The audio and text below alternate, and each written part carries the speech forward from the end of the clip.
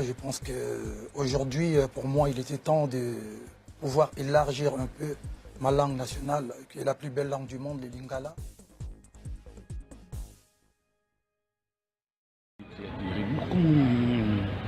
Bon, le monsieur est là. Ça va? Sans lunettes. Honorable. En sans lunettes, hein? Oui. Ah. Lunettes comme ça, on doit timide. Ah oui, bah, bon, nombreux se cachent aussi derrière. Mais yo, on a une kin. Au combien d'en? Non, normalement. Moi, j'ai la famille ici. Hein? Ma famille est ici. Moutounio, ça dans la famille na poto. Moutounio, ça dans la famille na poto. La famille restreinte. C'est-à-dire? Pas élargie. Ah, ta petite famille. Ah ouais. Non, mais ça n'a rien à voir, monsieur. Donc, voilà. Ça n'a rien à voir. Et en rentrant, croisé mana américain. Donc, voilà. Tu confirmes que c'est dimanche, B1 Musique? B1 Musique. Si, on a besoin de B1 Musique. Tout comme B1 Musique a besoin de nous. Oui, mais parce que le concert est un peu moins trop, on n'en a pas parlé. Si, tu veux dire samedi, on a un extrême. Bon, vous avez les États-Unis. Petit samedi. Dégâts, il y a dégâts. Parce qu'il faut bien être extrême. Mais qu'est-ce qui vous amène à. Il y a assurance, il y a dégâts. J'aime bien. J'aime bien. Est-ce que je regarde ici, moi, Bété, il y a des dégâts. Concernant les Bété, il y a des dégâts. Les musiciens, il y a une chose à Bété en avant. Concernant les gens, il y a la personne à invitation. Le concert à Kinshasa, il y a un concert à invitation. Ah, le dégât nous pèse à invitation. Il y a déjà un concert à invitation. Oui. On a pêché invitation. Invitation, c'est la paix verbale. Invitation, on a pêché. On a longwagi na ye oye na parking hôtel de la Gombe. Na bimi to koti na car na nga to keti baoba concert. Ah, one is andem susu. Ah, mais voilà. Mais dans le but, il y a une invitation verbale, les alaka. L'invitation ne veut pas seulement dire. Il y a une invitation chez Zara Mouté, à la porte. Il y a une invitation chez Zara Mouté, à la porte, à Gomobenga. Sam Chinto. Che Guevara. L'homme de Santa. L'homme de Santa. Il y a un aéroport. Sam Chinto, il y a un aéroport. Cause a déjà la biso, il est bien. Ok. Mais est-ce que à la lire où vont les choses, tu penses que musique Amboga Nabiso, on peut dire aujourd'hui que ça va et c'est stabilisé moins d'âme par rapport à la perturbation? Musique ça va par rapport à Yabato Bazou Salon bien. Non, ça va pas par rapport à Yabato Bazou Salon bien. C'est un petit doigt tout Toza. Toza l'aéroport. L'aéroport on a Roissy. Roissy Charles de Gaulle Toza en Amboka. Donc voilà. Et ma Mireille. Musique ça va bien. Chama Sunda ya Mireille Leka. Kinga si a triple N. Milinga. Donc voilà. Il y a une ascension. Il y a de ceux-là où c'est dur pour la musique, on est toujours les colos. Parce qu'au Congo. Je vais tout dans la pression. Tout dango la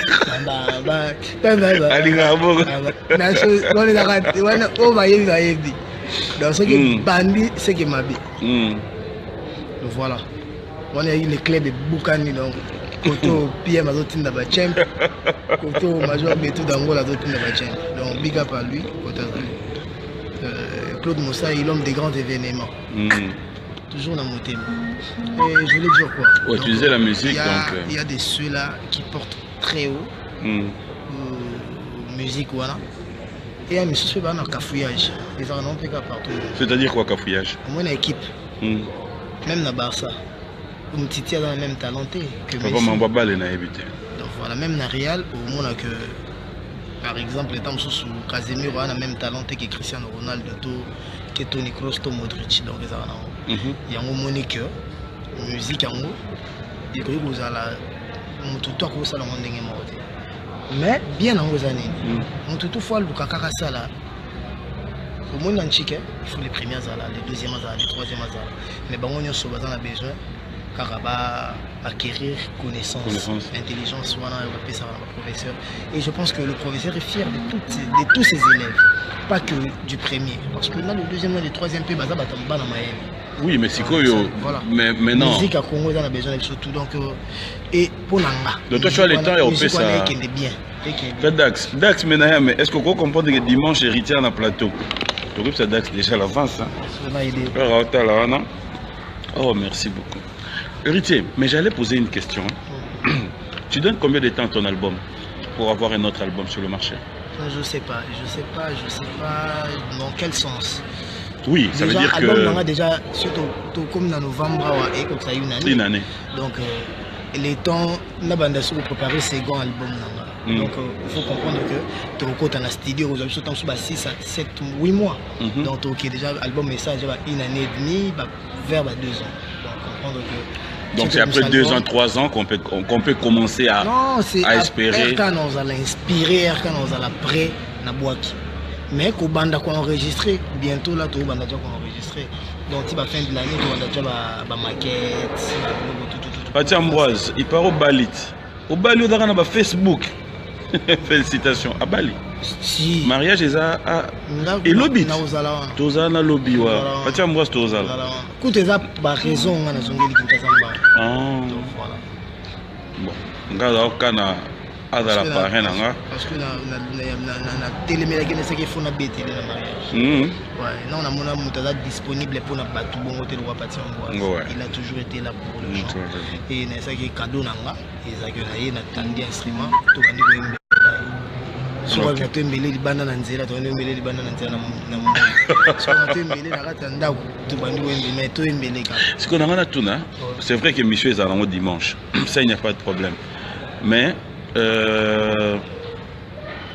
avant Gouka, ce qui s'est passé avec ton voyage, c'était juste un voyage normal pour répondre. Ça a fait rigoler, s'il vous plaît. On a fait rigoler, on a fait rigoler déjà Mister Josué. Tu es déjà nzembo moko on a yébité.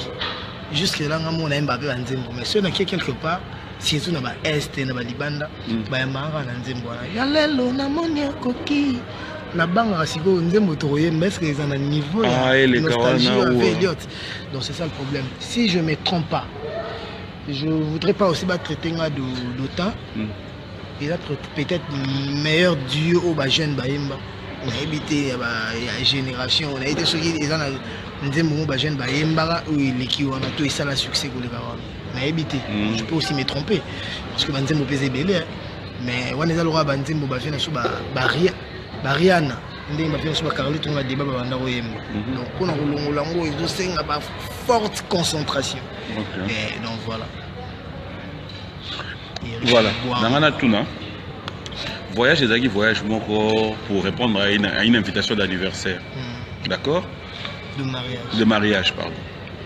Mais est-ce que après réflexion, tu t'es dit ça demandait voyager avec tous les groupes? Oui, c'est important. C'est très important. Pourquoi? Parce que au fait, on est acquis le 25, so il est bien, ou ça n'était le 29, c'est anniversaire. Donc, on est musicien dans la bête en bango bande même le Christ Vanda qui a voté, na ba apôtre na ye na ba ndimi ba disciple ba tamboka moko bon. Mais apôtre moko au côté na kati c'est Jésus, il y a ta maman dehors et tes frères. Na bande kono libanda ba yeko lukao. Bébé c'est qui bande konanga eza bino ba tuzoka liloba papa nanga. Donc musalanga na sala na ba tumoko boy, ce sont eux qui m'accompagnent. Donc bango ndé famille nanga liboso. Bango ndé vraiment ma famille. Donc c'était une façon de pouvoir dire que je vais kozana na ngana fêter na bango na Las Vegas, na ba Gino Itema, na ba El Pacho, na ba Dido Mbala. Mais l'homme propose, Dieu dispose. On a commis ça parce que tout ce que Dieu fait est bon. Les autres ont dit que nos visas, c'était pas de bons visas. Et que on va essayer de quitter. Mais les visas ont toujours ambition ensemble. Yoébi, pour période dans nos arrives, période notre côté ambassade. On a la côté 2 jours avant ou 2 jours après. Donc ceux qui visent et il y a un musicien on est au bazon qui Zaki Mabé. et au moment qu'il y a arnaqué dans la paix il reste à ma baie même si toujours ils sont à côté à 2 personnes. Mais qu'est-ce qui s'est passé? On a annulé le visa après tout parce que le visa et là au moins ça là parce que matin midi soir il y a de ceux-là qui vont développer qui montent à ma baie. Ceux-là vont développer ma yéle mais nous sommes développer qu'à Bolingo continuer à développer Bolingo. Dans un approche à coller ça va chapeauter là après ça pas beaucoup on a profondeur na kumisa nzambe déjà on a l'émission d'économie na kumisa nzambe oui comment parce que tout ce que Dieu fait est bon qui sait ensuite na kokoma kuna accident mo grave ngé salama na même penga donc nzambe bi ko épargner ba na mamuso na bi ko komela donc ba ouvrir salara ou ba salawana ba sala ba fiche à l'hôpital malgré l'immigration, soit disons que tu as la bateau visa touristique, visa tourisme, mais Zoya pour faire un concert. On a une frontière, on a affiché un concert à Dallas, il y a Atlanta, il y a Las Vegas, il y a Miami, il y a Nice, on a programmé un concert en moté. Donc comprendre que Kimoté, Mamabé, ils ont réservé, qui n'a pas ça, on a confirmé pour l'immigration fait bien la salle soit réservée, donc ça fait partie du passé et les cas l'essentiel des actes on reste debout. Mais t'es au Wanda Mumamba au Samakama au Bomba ya Bomba. Bon voilà, il y a un peu dans si naté à matin midi soir même na Balobaka même na Salaka même na Mona. Mais puis il y a une observatoire que par exemple dès la zone à Kinshasa na Okimamo répétition. Bon, ceux qui n'ont annoncé que na Facebook par exemple ton émission ou ton direct on ça que na royamba mo émission ba fanatique na ba bandeni qui répétition za lelo qui wata aux en répétition si j'annonce pas là bien on a qui na ebo méga star même Michael Jackson a annoncé ses concerts annoncé ses voyages pour ba toi mboka na ba que Jackson azoya ba ko yamba c'est ce qu'on fait mais par rapport que biso tellement tozo sala makambo ba lingi teto sala parce que les gens voulaient que Ngana souffrir. Les gens ne s'attendaient pas que moi réussite à 0,1% au Israël par rapport à ma posa là-bas. Si autant on a émergé, ils voudront que taxer orgueilleux, nini boy, pourquoi publier qui, pourquoi le baki kazoya, pourquoi pub, mais qui voyage sans publicité? Qui a déjà fait un concert sans pub? Qui? Ceux qui Lil Wayne, Chris Brown, ça pub. Johnny Hallyday, ça la pub, une année avant. Pourquoi pas nous? On ne le fait pas pour montrer aux gens que Bisso tout ça. Mais est-ce que c'est pas quelque part aussi la politique il y a matraquage, non, mais c'est pas parce que aussi quelque part musicien Nabiso, vous avez un moment ou encore une partie à concurrence ou encore qu'on nous s'est comparé aux autres carrément, peut-être parce que l'autre a déjà eu à faire ça ou encore au moins une réflexion l'autre a déjà eu à faire ça. Il y a un complexe parce que les gens confondent. Il y a le complexe et ça a été qu'il y a infériorité, il y a égalité, il y a supériorité pesant. Il y a des gens qui se croient supérieurs du moment où ils ne sont pas supérieurs. Par exemple, que l'autre a fait déjà, l'autre a fait déjà. Oui, il a fait déjà. Mais est-ce qu'avant lui, les autres n'avaient pas fait déjà aussi? C'est ça le problème. Ngai koya na émission na yo. Eza ko pekisa yo te obengisa animateur moko boye ya sika oyo bazwi tam susu na orchestre Maman Tchala Mwana. Oui, pourquoi? Parce que o nga nazaleli. Nazango po na bundi po louer ration na bimisa kinga na bosser na komi lelo o naza. Mais qui c'est ce qui animateur Maman Tchala Mwana na lobby rosa l'héritier tam su ya lobby to tam su ko leke. Donc voilà, nga na oya ko lobate que nga na oya émission na yo te par exemple, to nga na ko yi ovanda na yo te na direct yo parce que vous appelez danseuse, danseur, touche animateur Maman Tchala Mwana. D'ailleurs on a une là le na carte terrain on a que personne n'a fait ce que les autres n'ont pas fait. Azati. Tous, on travaille pour être des gens de demain. Donc, honorable Ariette Ouamou, Bamatumbolio, Nati le collège chez l'homme. Salut. Donc, on comprend que ils allaient. Ils ont façon de se cacher derrière l'orgueil pour croire que l'équipe a tout. Les cabatopés à temporaire. Ceux qui ont bossé bien, vous avez 87, 88, 89. Bakin Kester est méga star, n'est-ce pas? Vivant, ça la scandale, Veli Jocoin, Pabani, tout. Et empêcha qui bavait le concours tant sous banane ba manda che baba yamba wenge. To ba pesa ba chance. Non, ceux qui bavait cette chance te banywa za ba tundenge. Donc ça veut dire que vu que Esther Ngal bané avait le concours ndeni. Ngala ko ya zé numéro 1 te pour tant sous wenge les gars qui. Donc au moins que les gens s'enorgueillent par rapport à ba au bazalelo. Ils oublient que lobby bazaki pe mikie. Donc ngai tant sous na 99 2000 nazaki tellement minime que lelo na jupe mo bagalon mais batumso ba pe minime lelo non ba bagalon te lobby tamso ba osala makambo kolekanga.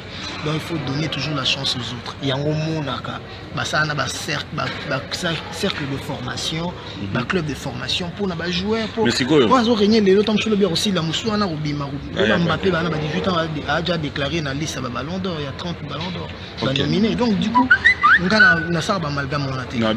Je fais un effort de rester ce que je dois être.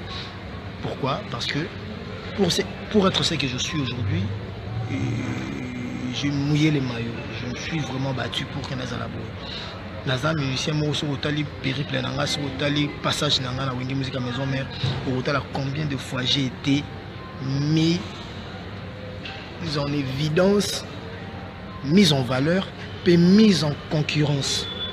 Na robete l'autre solo nga ina maison mende ba comparer na faire Richard de Poule nga na maison ba faire Richard de Poule bi talent na obi mandeni Adjani Lacoste Emilia on a tu ba tout ton nom ba voir so longo na ba yeko zola ngai teka diobanza quand Siriki quand tu dis ba yeko zola nga ba zola ki yo maintenant ba juillet déjà ba tu déjà ba comparer yo na ye yo y bien ba comparer on a eu ça ta presse oui on a bien yango moni to souffrir yango to moni to souffrir nango parce que vous connaissez la vérité mais vous cachez la vérité juste au cas pour faire plaisir. Héritier, arrête de maltraiter tes musiciens. J'avais vu une vidéo de toi en train de tirer les oreilles. Déjà parce qu'il est la saoudienne, vous êtes très mal informé. C'était pas un musicien, c'est mon petit frère Kissamboka qui venait me déranger en plein podium. Poalingi babouakaye ayaki aliboso na kitisi ayembali akiti amisa tuna kamuli litoi parce que comprends que tu es combattu très fort, tu as l'étoile et les talents et puis Karine t'apporte beaucoup de rancune inutile. Tu te peux bien me dire ça. Pour Karine, je vais répondre après. Là, répondre non, ma musique. On est en direct là. Donc voilà, je disais quoi. Avant ça, et qui m'est échappé. Oui, c'était ton petit frère qui venait. Oui, c'est pas un musicien. Je ne peux pas le faire à un musicien parce qu'un musicien, c'est un collègue. J'ai du respect pour mes collègues. Mais on a petit frère. Ça là qui est bon pour. Donc voilà. Et qui aime bien châtie bien. Tout ça, il y a un sujet moi dans le Bon, question à Karine. Non, avant ça, bon, pour Karine, j'ai les talents. Donc, je vais définir les canaux wenge. Donc, on comprend que tu as du banza. Après, tu as du banza. Ben, bon, à l'hôtel. Ce qui m'initiait, c'est qu'il faut comparer na héritier. Ben, bon, à l'hôtel. Bombo Kouja, Batade de Montikile, musicien et bébé à Nengue, Déplique, Merlin Bouton, Café à Roum, bon chanteur, Risma Tadien. Mais j'ai toujours gardé la tête haute, j'ai toujours eu à être ce que j'étais, à défendre mon talent. Et Nabima paie bien. Nabima, de toute façon, on a commis l'être dans la quai. Parce que ça y est, tout le monde a fait l'être dans Nabima et Roulaka. Dans la lettre, puis Natiki, Namaboura, secrétaire général. Il y a qui n'a la Sambazate, n'a l'Andieti, n'a l'Andieti, n'a pour comprendre qu'un grand courage, n'a pas amené à lettre dans la Samba. En pleine répétition. À communauté, n'a l'Andieti, n'a pas amené le secrétaire général parce que c'est lui qui signait tout. Et Lélo, je fais carrière. On a ramené au banc à la défi. On a mis ça déjà dans le et Koli Sangapi. Et Lélo, Maël, on a eu dans le lobby, on a noté. On acquiert la sagesse de plus en plus. Tu vas venir coller de plus. Et on a vu un abîme longtemps. Mais quand on a salé, pourquoi? Quand on a salé, pourquoi on a salé? Pourquoi on a salé? Donc, toujours la matin. Donc, ça ajoute un peu. Voilà. Et pour Karine Mokondi, les gens doivent éviter à me parler de Karine Mokondi à tout le temps. Allez parler des héritiers chez Karine Mokondi et non de Karine Mokondi chez héritier. Héritier ne travaille pas pour Karine Mokondi. Non. Karine Mokondi ne travaille pour héritier. Donc, moi et le Rwanda tout ça amalgame. Et Karim Mokonzi avant nano ya ko porter Pierre na ko apporter Pierre na la team Wata agent ya RTG à la chroniqueuse à sa émission na ma ramener nyonso. Et je pense que na émission na abanda raté que héritier Watana benini ntina suki héritier Watana benon a yamba ba musicien belé. Donc batika ko sala ba héritier Karim Mokonzi a sa petite sœur fanatique parce que héritier comment va gobenga Karim Mokonzi fan oui a sa fan parce que nga pona ba Karim Mokonzi ba qui non en tant que fan n'a adopté en tant que petite sœur pour na Karim Mokonzi très gamine qui en classe. Donc Nazam Mouton a mémié pour la première fois dans ma musique. Hormis ça, elle travaille avec moi. Elle apporte aussi quelque chose. Si ko bateau balinga Karim Mokonzi te, va comprendre que ngana ça a besoin Karim Mokonzi pour na bateau balinga Karim Mokonzi. Mais na celui qui a Karim Mokonzi te pour preuve. PME otozanaye. Donc pour nani, pour bateau pe balinga papimboma. Balinga penga nde ba hotelanga bateau ba hotelanga eza bateau ya papimboma. Donc voilà. Mais ce que bateau ba ina papimboma, comme ça jalousa papimboma. Donc ba ina ngape poka na za papimboma. Non, oh papimboma sala etali papimboma. Oh nanya sala etali nga nazwara que le positif chez les gens. Les négatifs, c'est pas mon problème. Donc voilà. J'allais poser une question, juste question de curiosité. Qu'en est-il avec le fils Babia? Ça a été parmi les gens Oyo. Tu as donné une image en récompense de Babia. Ouais, mais Angola, parce que papa n'a pas fait en Angola. J'ai été très choqué. Je n'ai pas évité au côté de la vidéo. Na moni vidéo mo batinde la kinga babi na longo lié parce que Mbaginze m'a fait les chairs des poules na télé. Mon peuple périt par manque de connaissances. Na kuta na yone pe na matanga avant na voyager. Matanga masa mo akufaki ndeko mo akufaki yepa yaki pondi ko ngazaki pe na biso na ndoko ya pe mouvement. Na tunye makamyo lobby. O wata benga kinga na poto kwa lobby. J'ai pas son numéro. Tito Zarani dans la team Wata, j'ai jamais eu son numéro. Je lui ai jamais appelé. Na bengue na poto pour na longola et pour me faire cher de poules. Du moment où Karim Mokonzi matin midi soir na télé na ba téléphone na bilo rené banzemba faire cher de poules. Pourquoi na longola Karim té? Et Ningaza répond parce que beaucoup de gens me demandent de chasser Karim Mokonzi de mon groupe. Soit disant orchestre nangé ou kufa pour na Karim Mokonzi. Mais pourquoi na longola Karim té na zo astuce wana que na longola poids azam. Quand tu dis que longola ça veut dire quoi? Elle est engagée, elle travaille pour toi? Longola mutuna sans signer. Ouais, parce que là tu vas quand même frapper loin. Na longola il y a des musiciens à haute quand même. À travers un groupe de presse moto travers na Karim Mokonzi dans un groupe de presse à bateau de travers. La fin du mois il y a du salaire. Wana yem taïbi. Ça j'aime. Na Congo mambo salaire, na musique à Congo mambo salaire, tout go solo ngo boyete. Mais wana musique te. Te wana musique. Mais au lobby qu'on travaille dans groupe de presse. Bon groupe de presse yani. Il y a musique te. Groupe de presse c'est autre chose. La team wana. Mais ça musicien. Donc nga musique kaka. Oye mboyemba te soko yeka mamnanga musique. Donc voilà, vous comprenez que Karim Mokonzi chante les chansons de Frère Richard Despoux après na route banze moussous. Donc, on peut confirmer qu'il est là. On peut confirmer et l'autre côté. Oh, mais héritier, tu veux dire la chose de son contraire. Parce que c'est tellement très minime. Non. Ne fût-ce que pour le respect à Babia. Ne fût-ce que pour le respect à Babia. Le fils Babia, c'est pas Babia. Non, mais c'est son fils. Je fais pas la musique pour Babia. Tu fais pas pour Babia, mais à la fois tu dis que tu peux pas les chasser, mais à la fois tu t'es contredit pour dire. Oui, ok. Compliqué. Premièrement, comprends que je fais pas la musique pour Babia. Je fais pas la musique par complaisance. Moi, nana royemba nanga te kaka poza fils Babia. Moi, nana royemba nanga par rapport à son travail. Qu'au zoyer, nazo qui est pour na papa na bango, mais au travailler, au singa pe moi na travailler. Et c'est moi, il faut travailler. À sa jeune, oui bingai, nze monanga ya succès ba, oui ça qui succès rage dans chez ABM. Ce n'est pas qui ne me concerne à imba ngote moi na Babia ndonga mtaimba ngondimanga. Donatiki la kenze mwana yemba. Or ils ont un succès. On a mon arrose, on a un on a dominé.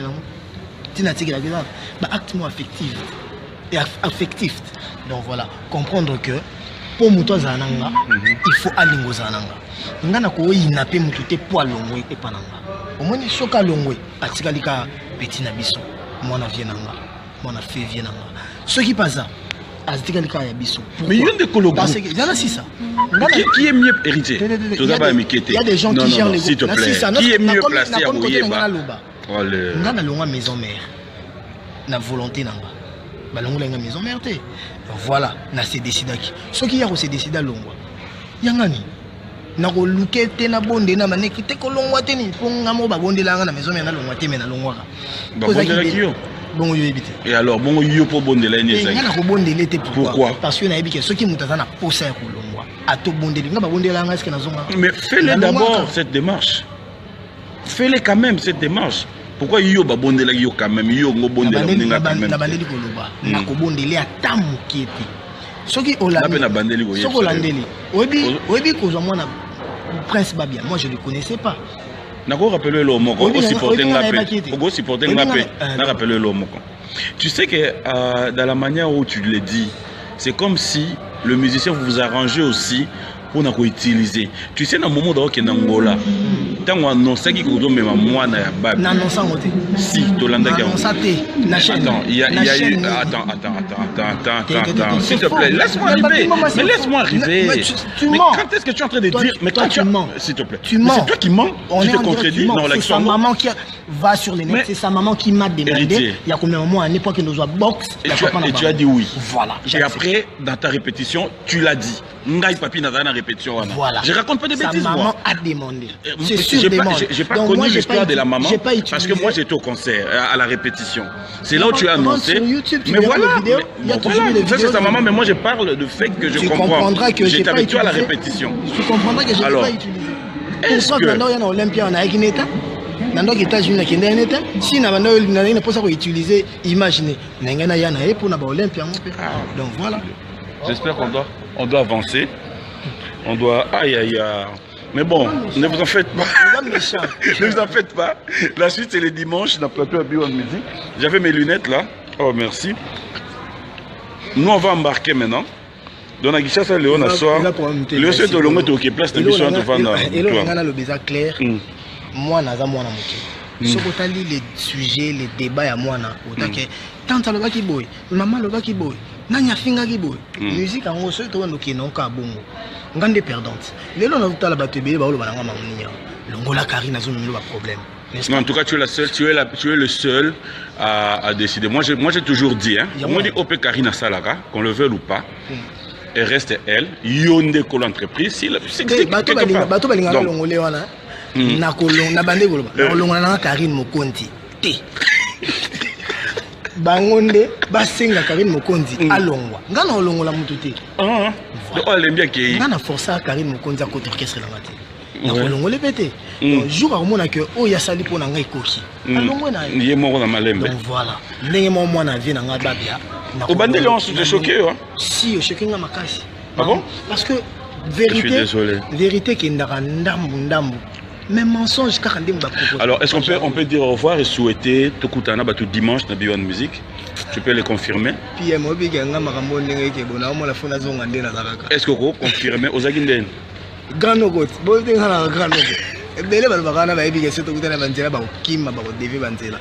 voilà la poule dans les magma toto cause nostra. Dimanche dans Bio Musique, dans Dax Menayami. Toujours. Voilà, un grand merci. Donc on se retrouve ce soir à Kinshasa. Ce moment ils sont à boulevard Bokamoité. Ce moment ils sont à boulevard Bokamoité. Moi dès que je descends de l'aéroport, donc tant on quittera Mamoko, na bagage na resortir na ki maman répétition donc. Belulu vadio akuna matata. Ba to peut pas comprendre nganga te bo comprendre nganga ke nazan de konabino. Donc voilà. Et mingi na lobagela ba réalité ba vérité mais comme les arangam na lobango. Voilà, donc à tantôt, on se retrouve tout à l'heure à Kinshasa. Un grand merci à vous tous. Clondé spécial Naba Ndeko Nyonso. Merci à Marius Murunga. Marius n'a qu'à embarquer. Bye. À tout à l'heure.